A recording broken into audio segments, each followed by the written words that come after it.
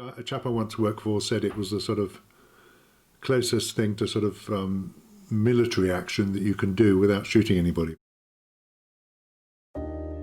What I think is interesting about film production is it's very practice-based, and I think we do that in film production in a particular way. It's very much even reflected in the nature of our assignments, that it's very much to do with practical output, even when there's theoretical underpinnings to it.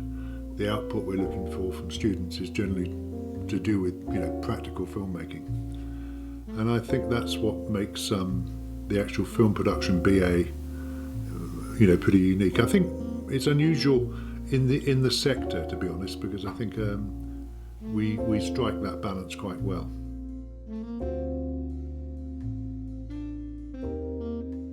I'm very proud of the fact we give people a sort of Canon C100 in the first year, and then they're progressing to the sort of FS5 in 4K, which is a proper cinema camera, in the second year, and then the Blackmagic, the Ursa Minis and Mini Pros in the third year.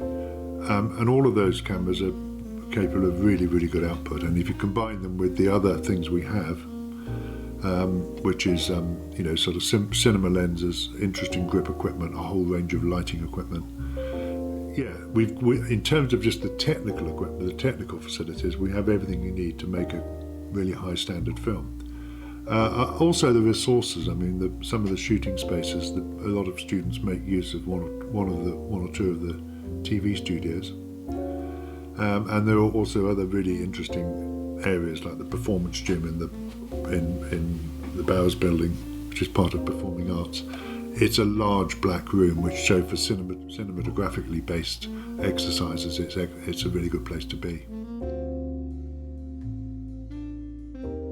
The main thing I would say in terms of advice, it's a bit like there used to be an old thing saying there were no servers in restaurants in Los Angeles, everybody's an actor. And there's a psychological position you can take. It's if you graduate and you can't immediately get a job working at a film company, maybe, and you need to be, to some degree, part of that sort of gig economy, which is the film production industry. So you're looking for a job here as a runner, a job there as a second AC, or a job here as a third AD, or any job you want to do to sort of slowly build your skills and build your experience and build your network.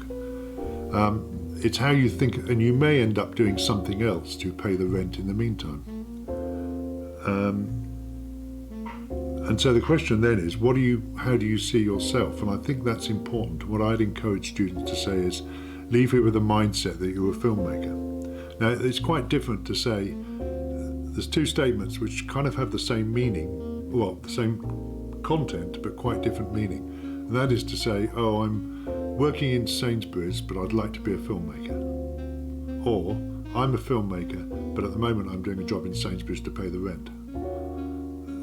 Do you understand what I mean? There's a kind of I don't know if I'm expressing this very well. It's just a mindset, and if you have that mindset, and if you're open to opportunities, and you look at the fact that any kind of experience is useful, whether that's it may be making a corporate video for a company you've got no interest in, but you're going to be practicing those skills and getting something else to go on your show reel.